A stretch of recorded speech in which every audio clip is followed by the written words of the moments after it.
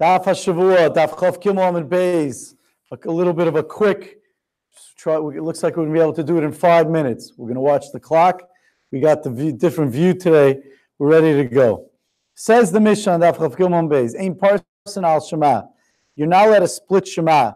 What would be is if a minion came to shul late, they had already davened, let's say, and they came to shul, and the minion davening, they had already said Baruch Hu Kaddish, and they want to be able to get in a Baruch Hu and a Kaddish and Kedusha of Berachas Kriya Shema. It could happen like in school where if a whole group came late, 10, and they already davened at home, they didn't think they were going to get here in time, whatever it is. So that's called Parson al Shema. You could split the brachos of Shema. There's 2 brachos before Shema, and they would say one of them, they would say, come in, the minion would come, they would say Kaddish, Baruch Hu, and say the first bracha of Berachas Kriya Shema.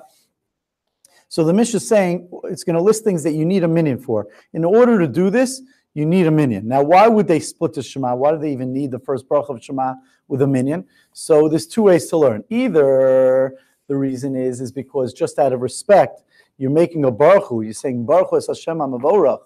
Or so let's bless Hashem. So therefore, and then you're not doing anything about it. So we say the first bracha. That could be one pshat. Another pshat is because you're saying the Ran holds kadosh, kadosh, kadosh. You're saying during Berachas Kriya Shema that you would need a minion for. We don't pass you need a minion, so that you always have that other pshat. But either way, ein parson al Shema. You don't divide the Shema, meaning that whole process of saying Kaddish, Baruch Hu, and the first bracha of Berachas Kriya Shema until Yotzei Ma'oros, you don't say without a minion. Ve'ein over l'fnei teva, and you don't send up a shliach tzibur. Rashi says ve'enos nakapem, you don't duchen. Ve'ein koren b'torah, you don't lane b'tzibur. Ve'ein maftirim b'navi, you don't do the haftorah.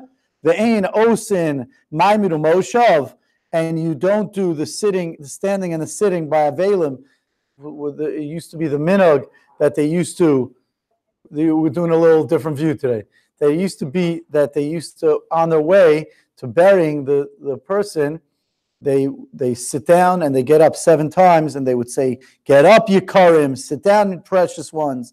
So that whole process of the Ma'imid Moshav that you would not do without a minion. You don't say the bracha of Avelim.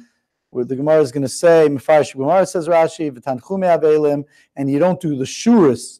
A shura is when after you bury the person, you have 2 rows of people, and the Avelim go through them, and you say Amalkam. You don't do that without a minion.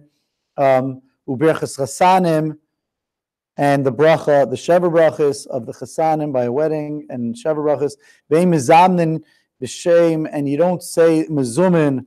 He sticks in al mazon b'shem. You don't say when you have a mezumin, but Elokeinu shalchalnu mishalo pachos me'asara ubekarkos.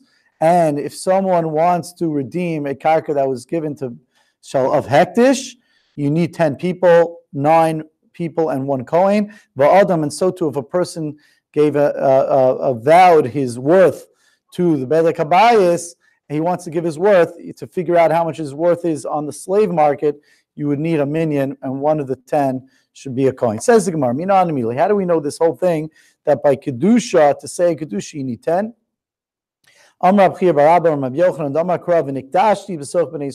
Hashem says, I will be sanctified amongst Klal Yisrael.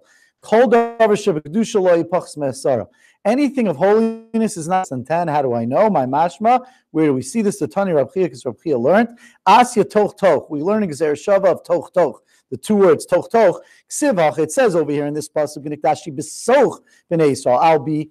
I'll be holy amongst. I'll be sanctified amongst Klal Yisrael. Ksivasam. It says over there by Korach, Ibadlu mitoch ha'eda. Separate yourself from this evil people, from the Eda, from this evil group. Now, how do I know that evil group by Korach was 10? Va'asi Eda Eda, and we learn another one, Eda Eda, from Meraglim. Dichsivasam, it says over there by the Meraglim, Ad Masai Leda Razos. How long will this bad congregation do this? Right? How many people were there from the Meraglim? There were 10 bad ones. There were 12 altogether. But Yoshua and Kalev were not bad.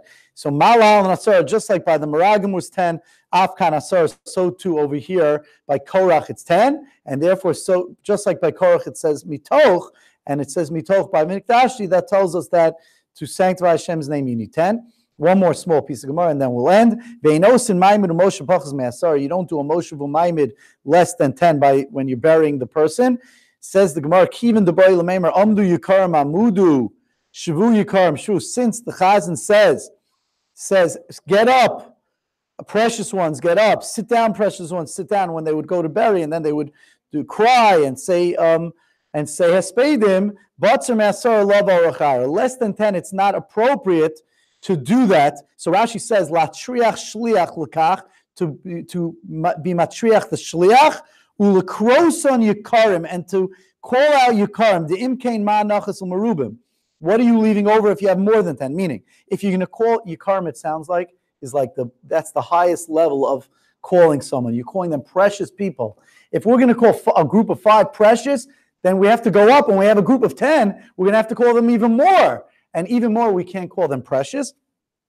I'm not sure if Rashi is saying 2 points, that we can't be matriach the chazan less, or he means we're not matriach to say Yikarim with less than 10. Okay, shkayach guys, we'll finish tomorrow. Thank you for coming.